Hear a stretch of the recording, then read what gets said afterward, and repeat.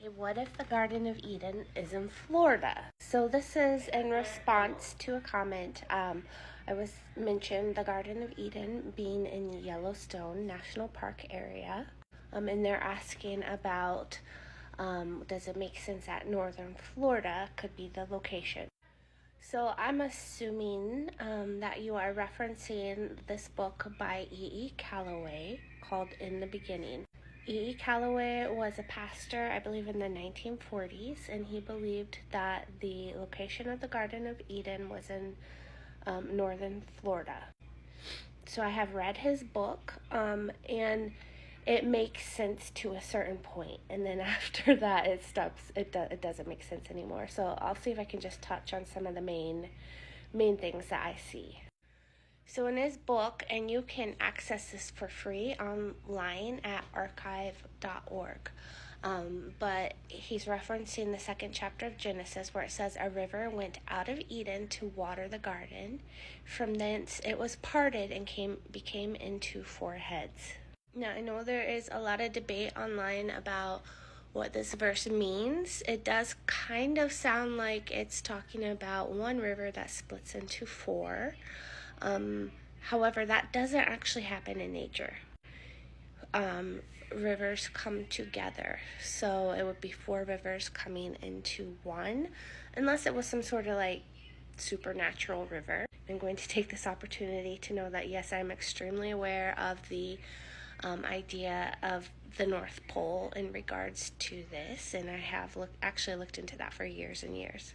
However, he is saying that this is the only river formation like this in the world where four rivers come into one. I'm not sure if that's accurate. It seems to me like it would not be. I haven't done a deep dive on that, but this is what he claims. They have since created a dam right here where those four rivers come into a reservoir now, and then one river runs out of the reservoir. So he says that this river does have four heads right at the point where the river Pishon went out of Eden to water the garden. It's the only river in the world with four heads.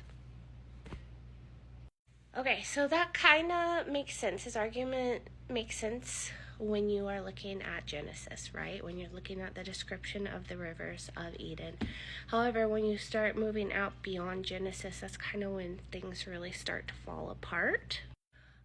For one example, he says in his book that the other river, Euphrates, was the smallest of the four head rivers. It's under the text, I can't read it, sorry.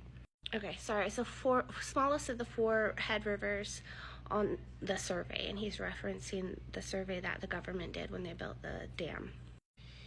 So that actually goes directly against what Scripture says about the river Euphrates. The Euphrates is frequently referred to as the Great River. Here's a couple examples here.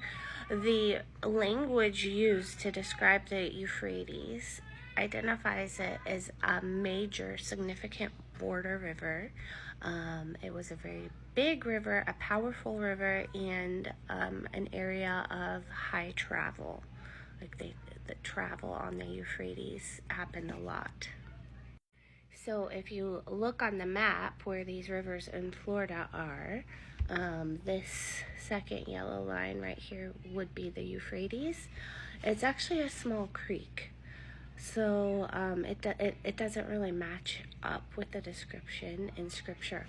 Also, he's saying that Assyria would be right up in here somewhere, and that there was a community back in old days in Florida called Assyria that was right there. And that's important because the Tigris ran east of Assyria. So he's saying that was Assyria. The problem with that is Assyria wasn't just a small community or even a small region, it was a great nation. And it took over Babylonia. This is where the Tower of Babel was built. And this yellow line right here, it's also a small creek. It doesn't go up very far. There's just not a lot of room there to put Assyria. Then if you zoom out, you can see this is where those rivers are up in there. And then just down below, that's the Gulf. And the reason that's problematic is because that would mean that all of Judea and Jerusalem would have to be down here, because we know that Assyria was north of Jerusalem. And in turn, that would mean all of Egypt would have to be below Judea, below Jerusalem, because we know that Egypt, very clearly, tells us in Scripture that Egypt was south of Jerusalem. There's just not a whole lot of room there to go. And yeah, you could go down into Florida, but that's very much east and then south, and that is not how it is mapped out when you start pulling up the details in Scripture about the location of Egypt in relation to Judea. The other problem we have is there is no Salt Lake. There's no Sea of Galilee with a river connecting the Salt Lake and the Sea of Galilee. There's no mountains. And if you look to the west, there is no sea that fits the description of travel that is given in Scripture. So the equivalent of the Mediterranean would have to be here, and over in Utah what we have is the Great Basin, which was a great inland sea, and fits the travel routes with what we have marked out over there perfectly. They would ship lumber down, like from up north in Lebanon, down the sea to Jerusalem. Anyways, those are some of the main issues I see with this. I mean, I could sit and pick it apart all day, but when it comes down to it, with the detail and precision we are seeing with what we are mapping out in Utah and the surrounding area, and knowing how many of these rivers of Eden correlate to those areas. Like the rivers of Eden weren't just in Eden, right? They ran all through the biblical storyline. I just don't see it at all. And at first, when I first read his book, when I was kind of at the beginning of this whole journey, I was like, oh yeah, that makes sense. That's super cool. But when you expand out beyond the Genesis narrative, it starts to fall apart pretty badly. But I mean, I have a lot of respect for the guy. He was on the right track for sure. And there's all the comments I get about the gopher wood in Florida, and that means it's Eden. Well, there's no connection between Noah building the ark and the Garden of Eden. Like there's not that connection in Scripture. It doesn't say Noah built his ark in Eden. So did Noah build his ark in this area? I don't know. Maybe.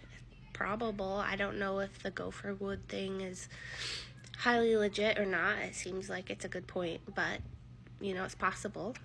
But that doesn't really correlate to Eden. The other thing about Yellowstone that I want to bring up, it actually is one of the only places, or maybe the only place in the world that has a 3-way continental divide. Some argue a 4-way continental divide up in Glacial National Park. And there actually is one of the only creeks in the world in Yellowstone that is one creek and then divides into two. It doesn't come together, it does divide. And that's called Two Ocean Pass, or Parting of the Waters. So I find that highly intriguing. I'm going to try to do some more information on Eden. I've held off on that because I feel like I need to fill in some gaps in my knowledge before I do, but I'm going to try to tackle that soon. But anyway, I hope that answers your question some. Let me know if you have more questions. I'm happy to do my best to answer them if I know.